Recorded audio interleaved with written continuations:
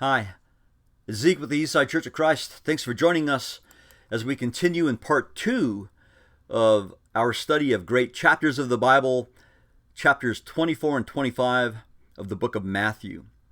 Now, in part 1, we talked about the startling prediction that Jesus had made at the beginning of this chapter. In Matthew 24, beginning in verse 1, we're told that Jesus had come out from the temple and was going away when his disciples came up to point out the temple buildings to him. And he said to them, "Do you not see all these things? Truly I say to you, not one stone here will be left upon another, which will not be torn down."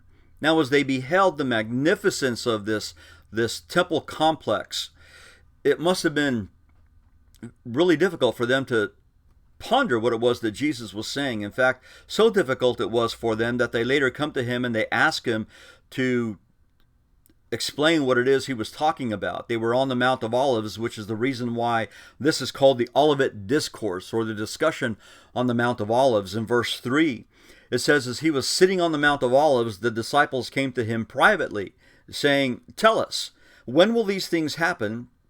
And what will be the sign of your coming and of the end of the age?" And it's in these questions that most believe there are two events that Jesus begins to describe all the way through the end of chapter 25. And maybe you can see them come out in the questions that they ask. One of the questions was, "Tell us when will these things happen?" The one stone not being left on another. And Jesus will talk about that. He'll talk about the coming destruction of Jerusalem. We had mentioned before that Jesus' explanation of these things has become a playground for those who believe in premillennial theories, date setters, people who were trying to apply what Jesus said concerning the destruction of Jerusalem to the end of the world, making them some kind of modern day fulfillment. When we looked at what Jesus said in Luke chapter 21, remember I had asked you, if you're going to study Matthew 24 and 25, you want to also look at Mark 13 and Luke 21. In Luke 21, Jesus told the disciples that they could know what the abomination of desolation was all about. That's what he had referred to in Matthew 24 in verse 15. In Luke 21, Jesus said, when you see armies throw up a barricade, when a siege has begun on Jerusalem, then he says you can know that your desolation is near. So Jesus explains to us in other places that this is going to be a destruction of Jerusalem. Not one stone will be left upon another. In fact, in the same context, he reminded them that those things would come upon this very generation. And it was just some 40 years later, barely a generation, that the destruction of Jerusalem actually occurred. Others think that there's also another thing that Jesus talks about, the final judgment at Jesus' second coming. And there is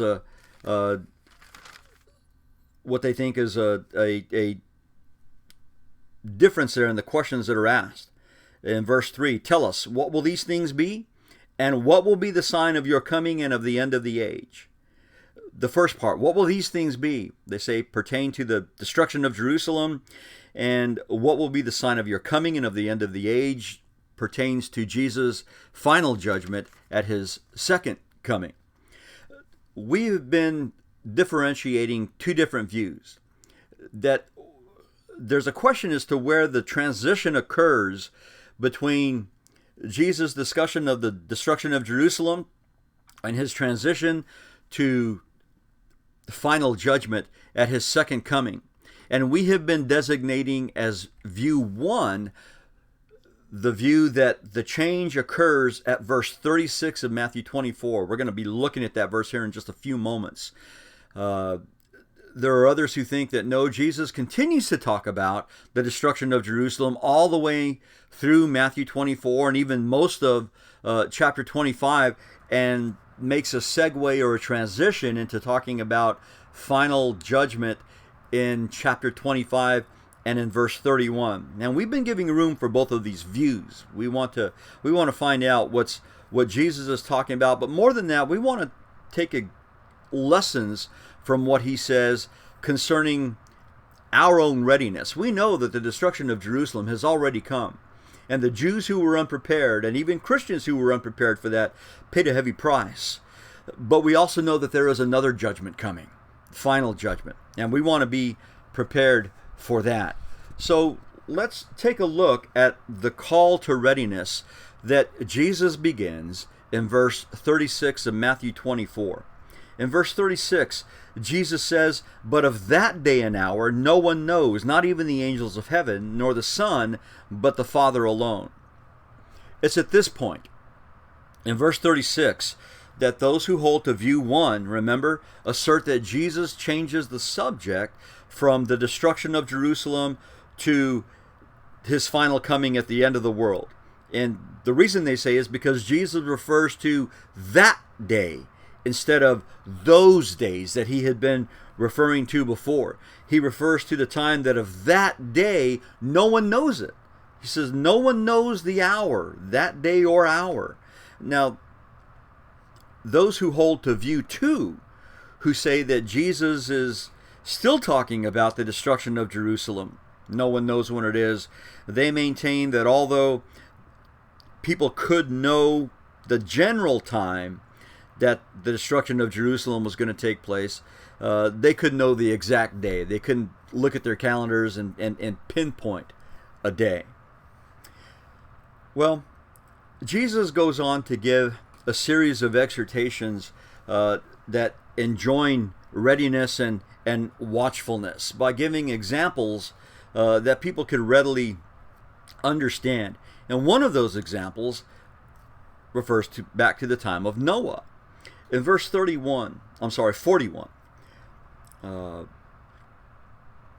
actually, let's begin back in verse 37. It says, "For the coming of the Son of Man will be just like the days of Noah. For as in those days, before the flood, they were eating and drinking, marrying and giving in marriage, until the day that Noah entered the ark. And they did not understand until the flood came and took them all away. So will the coming of the Son of Man be. Then there will be 2 men in the field, one will be taken and one will be left. 2 women will be grinding at the mill, one will be taken and one will be left. Therefore be on the alert, for you do not know which day your Lord is coming." Now, as Jesus talks about the days of Noah, during the time of Noah, it was business as usual. During the whole time he was building the ark, up until the day the doors were shut and the rain started to fall. In spite of all the warnings that God had given through Noah as he prepared the ark, we need to be careful. Verses 40 and 41 are not the so-called rapture that premillennialists want us to think they are.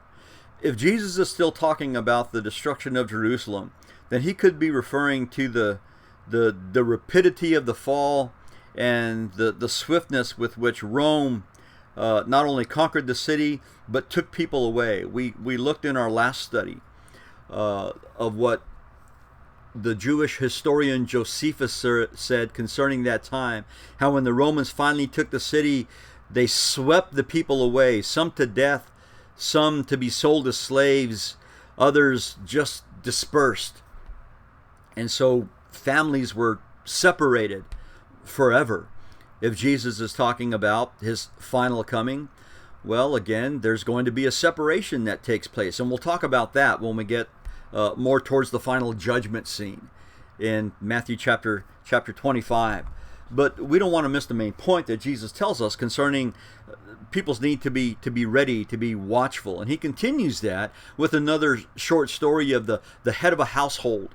In verse 42, he says, "Be on the alert, for you do not know which day your Lord is coming.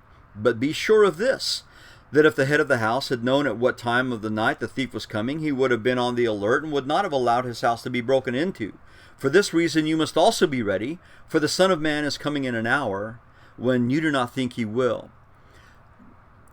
Now that's something you and I can take to heart. If we knew exactly when when a thief was coming to our house, we would take extra precaution. We would make sure that our security was beefed up. We would make sure that we could be as certain as we possibly could, in spite of the fact that there are uncertainties, things that we don't know. And that's the main point that Jesus is talking about here. He goes on to talk about a faithful and sensible slave who maintains his duty in spite of the fact that others won't. In verse 45, Jesus asks, "Who then is the faithful and sensible slave whom his master put in charge of his household to give them their food at the proper time? Blessed is that slave whom his master finds so doing when he comes. Truly I say to you that he will put him in charge of all his possessions. But if that evil slave says in his heart, 'My master is not coming for a long time,' and begins to beat his fellow slaves and eat and drink with drunkards, the master of that slave will come on a day when he does not expect him, and at an hour that he does not know, and he will cut him in pieces and assign him a place with the hypocrites. In that place there will be weeping and gnashing of teeth." Now this would probably be a good time to heed a warning.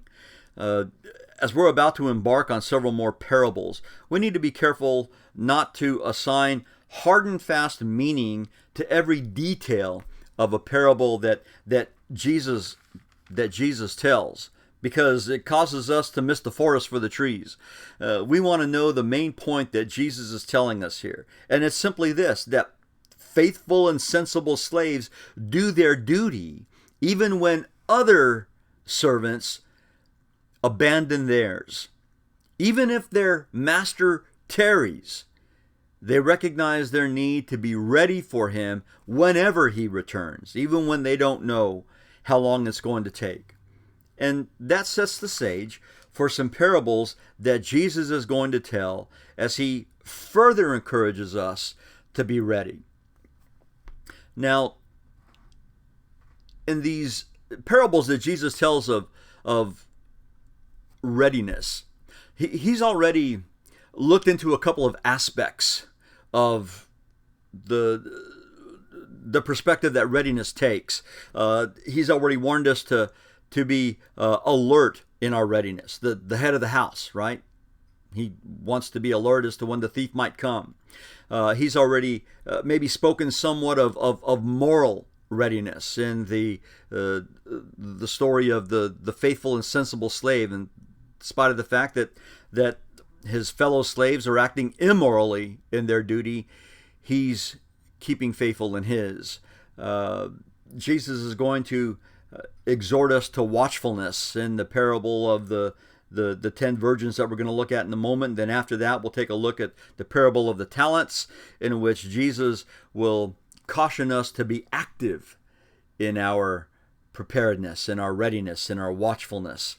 Now, getting back to the two views that we've been talking about, those who hold to view one, who say that the change from the destruction of Jerusalem to Jesus' second coming back in Matthew 24 in verse 36, tell us that these parables have in view the end of the world, and that we need to be ready for the end of the world, and that's why Jesus tells these parables in the way that he does. Those who hold to view two, who say that the transition to the end of the world or the final judgment doesn't come until later on in Matthew 25, say that no, they're still related to the destruction of Jerusalem, but that these parables provide a segue for the transition that Jesus is going to make when he does start talking about final judgment and the end of the world, beginning in verse 31 of chapter 25. Well, let's take a look at what Jesus says concerning the 10 virgins. In Matthew 25 and verse 1, Jesus said, "Then the kingdom of heaven will be comparable to 10 virgins who took their lamps and went out to meet the bridegroom. 5 of them were foolish and 5 were prudent. For when the foolish took their lamps, they took no oil with them. But the prudent took oil in flasks along with their lamps. Now while the bridegroom was delaying, they all got drowsy and began to sleep. But at midnight there was a shout, 'Behold, the bridegroom! Come out to meet him!' Then all those virgins arose and trimmed their lamps. The foolish said to the prudent, "Give us some of your oil, for our lamps are going out." But the prudent answered, "No, there will not be enough for us and you too. Go instead to the dealers and buy some for yourselves." And while they were going away to make the purchase, the bridegroom came. And those who were ready went in with him to the wedding feast, and the door was shut. Later the other virgins also came, saying, "Lord, Lord, open up for us." But he answered, "Truly I say to you, I do not know you. Be on the alert then, for you do not know the day nor the hour." Now in the Middle East, as we think about these parables that are timeless and applicable, no matter what your view may be concerning whether or even if Jesus makes a transition from the destruction of Jerusalem to his final coming, the lessons in here are timeless and they're applicable for every time. But again, we've got to be careful about assigning concrete significance to every aspect of these parables, lest we miss the greater lesson that's intended for us. Now, as I began to say, in the Middle East, weddings were large affairs. Sometimes they lasted for a week, and the wedding feast was usually conducted at the house of the bride's parents. And then when the wedding was done, finally, when everything was fixing to wrap up, the groom would conduct his bride to his home, and friends and family would join in this large procession, and then he would shut the door to his house, symbolizing that the wedding now, the unification of these two was complete. And typically, if this was held at night, certainly people would hold lamps and torches along the way. And not knowing exactly when that was going to take place, they would need to make sure that they had enough oil for their lamps. I want you to notice something. Notice two attitudes in this parable. In the first 5 verses, Jesus talks about two sets of people with two different senses of priorities. The foolish had no sense of forethought because they failed to prepare. And of course, those who Jesus calls prudent understood that they needed to have oil, extra oil perhaps, because they didn't know exactly when this procession to the groom's house was going to take place. And as I said, sometimes these weddings would take a week or maybe even longer. And so those who Jesus first told this parable to would know exactly what he was talking about. When you're waiting for something to happen, sometimes waiting makes you lazy. It makes you complacent. And we see that these 5 who Jesus calls foolish got drowsy. They fell asleep. Now, whether or not their drowsiness was due to their own laziness or whatever, it doesn't tell us. It just says they got drowsy, but they couldn't use that as an excuse. When they woke up and realized that their lamps had gone out, they needed to do something. And there were 2 conditions in this parable that Jesus tells us. When the bridegroom finally comes, in verses 6 through 9, the foolish ones are out of oil, while the ones who were careful to plan ahead were ready for the bridegroom's coming. The condition of those who didn't plan was that they were out of oil. The condition for those who were prudent, who were alert, who had some forethought, meant that they were prepared for the groom's coming. And of course, there are 2 different conclusions that we're told of in verses 10 through 12. While the foolish were out buying more oil, the groom came, and the ones who were prepared got to enter with the wedding party. And for those who were foolish, well, the door was shut to them. And of course, the abruptness of that sudden shutting of the door maybe was driven home to those who heard this parable for the first time. It should be driven home to us as well. There's an important lesson here that we're meant to learn, and that's in verse 13. Jesus says, "Be on the alert then, for you do not know the day nor the hour." Now he concludes this parable into one broad lesson, and certainly there are several things that we can still take to heart as we consider this parable. One of those things might be that readiness must be maintained. It's just not something we do once and then forget about. We need to get ready, and we should stay ready. Maybe something else that we can think about is that readiness is not transferable. The foolish virgins had asked the wise virgins for some of their own oil, for some of their oil. And the wise one says, no, you need to get your own oil, right? Maybe there's something in that for us as well. Somebody said we cannot borrow what we must buy for ourselves. And that makes a lot of sense. We can't be saved by association. There are people who look and they consider the saintliness, the godliness of their parents or their grandparents, and think that somehow that's just part of their family heritage, and it filters down to them, when Scripture reminds us that each one of us must develop our own faithfulness, our own godliness. Because the unprepared, as is told to us in this parable, won't get a second chance. Let's continue as Jesus reminds us of the need to be productive as we stay ready. In verse 14, Jesus says, "For it is just like a man about to go on a journey, who called his own slaves and entrusted his possessions to them. To one he gave 5 talents, to another 2, and to another 1, each according to his own ability. And he went on his journey. Immediately the one who had received the 5 talents went and traded with them and gained 5 more talents. In the same manner, the one who had received the 2 talents gained 2 more. But he who had received the 1 talent went away and dug a hole in the ground and hid his master's money. Now after a long time the master of the slaves came and settled accounts with them.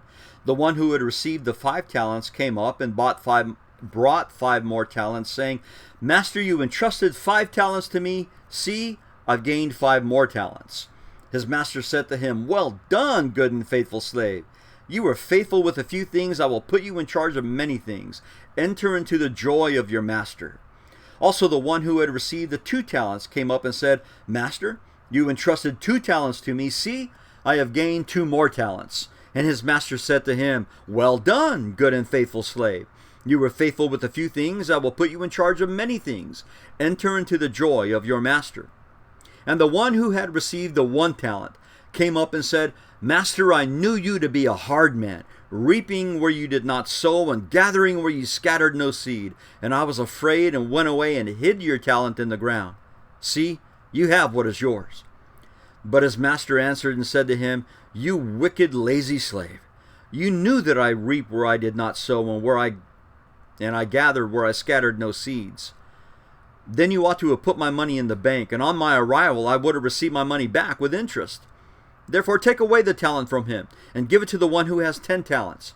For to everyone who has, more shall be given, and he will have in abundance. But from the one who does not have, even what he does have shall be taken away. Throw out the worthless slave into the outer darkness. In that place there will be weeping and gnashing of teeth." Now we see from the very beginning that 3 slaves were given a sum of money. That's what a talent is. Now we usually use the word talent to describe somebody's proficiency or their capabilities or their ability, right? What our talents are. But Jesus refers to a unit of money. A talent was actually a weight, and it could be worth different amounts depending on whether it was a talent of gold or a talent of silver or even a talent of bronze. But the point is that they were each given something of value with which they had to be busy with.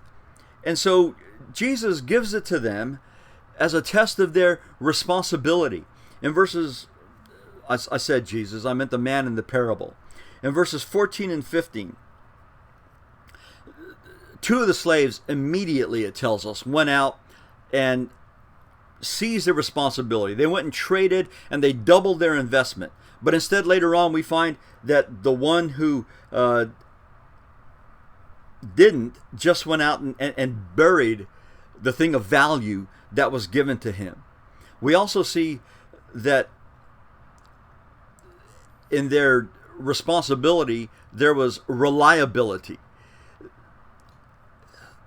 There were those who could be counted on to do what their master had told them to do, and there was one who proved not to be reliable. Now, when their responsibility and their reliability, Jesus in the parable reminds us of the accountability that they each face. Upon the master's return, he wanted an accounting. He wanted to know what was done with the units of value that he had given to each slave. And he was pleased with the results of two of them. He praises them, he rewards them, he invites them to share in his joy. But the slave who hid his talent begins by making excuses. Remember there in verse 24, he actually seems to blame his master for him not going out and doing something productive with the value that his master had entrusted to him. I knew you to be a hard man. He kind of tries to shift the blame, it seems, for his own lack of diligence. And of course, the master chastises him severely. You wicked and lazy slave, he calls him. Throw him out into the place where there's darkness and weeping and gnashing of teeth. And the language that Jesus uses there evokes this vivid imagery of utter despair, of hopelessness. And I'm sure that's exactly the picture that Jesus had intended to paint. But I don't want us to miss what Jesus says at the end. The lesson is that for everyone who has, more shall be given. But from the one who does not have, even what he does have shall be taken away. Basically, Jesus says if you don't use it, you lose it. The Lord grants to every one of us. If we're going to use the word talent in meaning with our capabilities and our proficiencies, every one of us has something which we can do for the Lord's honor, for God's glory. Every one of us then has responsibility. The question is, how reliable will we be in exercising our responsibility for the gifts that we have been given, that of value which God has given to us, knowing that He's going to require of us an accountability of those things. Somebody has said that the sin of omission is just as bad as the sins of commission. The things we don't do are just as bad as the things that we do. Thinking of James chapter 4, verse 17, that tells us that for those who know the right thing to do and don't do it, well, it's sin. And certainly that's one thing that Jesus is reminding us here. But he also reminds us that for those who recognize their responsibility, those who have been given much, he says they'll recognize the much responsibility that they have and the call for them to step up to their reliability, and they will, he says, and then they'll be given more to be responsible for. But if you refuse to exercise reliability or responsibility at all, then even what you do have, Jesus says, will be taken away. And then it's at this point where those who hold to view two, remember, say that Jesus makes the shift to talking about his final coming in judgment over everyone. In verse 31, but when the Son of Man comes in his glory, and all the angels with him, then he will sit on his glorious throne. And all the nations will be gathered before him, and he will separate them one from another, as the shepherd separates the sheep from the goats, and he will put the sheep on his right and the goats on the left. I want you to notice the separation that Jesus says takes place here. Although nations are gathered, they're not judged as nations. They're judged as individuals. And make no mistake, this is judgment language. We had looked in part one of this study of how God had used through the prophets judgment language when he judged entire nations in the past, when he judged Assyria, when he judged Damascus, Gaza, Tyre, Sidon, Edom, Ammon, Moab, all these different regions and nations through the prophets God had foretold judgment on. And nations are mentioned here, maybe to indicate that this judgment has come upon all everywhere.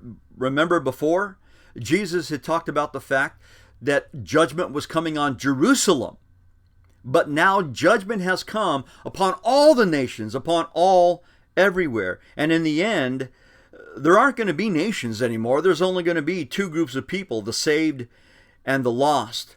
The sheep on the right hand, the goats on the left. And there's symbolism here as well. The right hand was considered to be a place of honor, of favor, as well as power. And the fact that the sheep are on the right hand says something about the favor that the judge is showing to those on his right hand. And Jesus continues and gives a commendation of those who were blessed. In verse 34, Jesus said, "Then the king will say to those on his right, 'Come, you who are blessed of my Father, inherit the kingdom prepared for you from the foundation of the world. For I was hungry, and you gave me something to eat. I was thirsty, and you gave me something to drink. I was a stranger, and you invited me in. Naked, and you clothed me. I was sick, and you visited me. I was in prison, and you came to me.' Then the righteous will answer him, 'Lord, when did we see you hungry and feed you, or thirsty and give you something to drink? And when did we see you a stranger and invite you in, or naked and clothe you? When did we see you sick or in prison and come to you?' The king will answer and say to them, 'Truly I say to you, to the extent that you did it to one of these brothers of mine, even the least of them, you did it to me.'" Upon invoking his blessing on those on the right, the sheep, the Lord describes the acts of benevolence that they had carried out for the benefit of those who were hungry, lonely, naked, sick, destitute, imprisoned. And he says that as you did these things to those who were the least of these brothers of mine, you did it to me. And that's significant for us. So closely does Jesus identify with those who are his, that when kindness is done to those who are his, it's as though we do those kindnesses to him and we honor them in them. Now, on the other hand, Paul in Corinthians tells us that when we sin against the brethren, we sin against Christ, because Jesus identifies with us so closely. And of course, those who are blessed get to inherit the kingdom from the beginning of the world. And then he pronounces a common condemnation on those who were accursed. In verse 41, Jesus said, "Then he will also say to those on his left, 'Depart from me, accursed ones, into the eternal fire which has been prepared for the devil and his angels. For I was hungry, and you gave me nothing to eat. I was thirsty, and you gave me nothing to drink. I was a stranger, and you did not invite me in. Naked, and you did not clothe me. Sick and in prison, and you did not visit me.' Then they themselves will answer, 'Lord, when did we see you hungry, or thirsty, or a stranger, or naked, or sick, or in prison, and did not take care of you?' Then he'll answer them, 'Truly I say to you, to the extent that you did not do it to one of the least of these, you did not do it to me. And these will go away into eternal punishment, but the righteous into eternal life.'" There's a condemnation here, just as there was a commendation. The commendation to those who were blessed, who practiced benevolent kindness to the brethren of Jesus, and condemnation, accursedness, to those who saw the opportunity and ignored it. Those who were accursed are sent away from him to a place that Jesus says is prepared for the devil and his angels. But I don't want you to miss again the great lesson that Jesus ends this judgment story with. He says, "These will go away into eternal punishment, these who were condemned. But the righteous, those who were commended, will go into eternal life." And here the plainness of the language can't be misunderstood. There is no, as some say, complete annihilation of the wicked dead. For some, an eternal hell of perpetual punishment, for them just seems too much to to comprehend, too much to accept. And so they say that hell really is just a complete destruction, the annihilation of your existence, and that you'll cease to exist. But that doesn't really fit with what Jesus is telling us here. He says plainly in verse 46 that these will go away into eternal punishment, and the righteous into eternal life. Just as life will be eternal, constant blessedness, constant joy in the presence of Jesus, so will there be constancy in the punishment of those who through their own unreliability were put on the left and were sent into judgment, into condemnation. Now, when Jesus was talking about the judgment of Jerusalem, the Jews were completely unprepared for that judgment, for the destruction that came. We shouldn't miss the overall lesson that just is the connecting theme through all of Matthew chapter 24 and chapter 25 that makes these chapters so great. We should not be caught unaware. There is a judgment that's coming. And it doesn't matter where in Matthew 24 or 25, or even at all, if you make the transition for yourself, whether Jesus speaks of the destruction of Jerusalem to final judgment at his second coming. The greatest point of these two chapters, maybe the greater point, is that Jesus is saying there is judgment coming. And one day it will come to all of us. But we can't say that we were warned, that we weren't warned. Like those foolish versions, we can't allow drowsiness or weariness or laziness to overtake us. Like the faithful and sensible slave who saw the immorality of his fellow slaves as they were taken away into unrighteous behavior. We can't allow that to happen to us. We must get ready and stay ready because Jesus is coming. Well, thank you for joining us in this study of great chapters of the Bible. This time 2 chapters, Matthew chapters 24 and 25. And I hope you have the opportunity to study them further along with Mark 13 and Luke 21. Oh, and while you're at it, you might study also as well portions of Luke chapter 17 with these chapters. Well, thanks again for joining us. God bless you.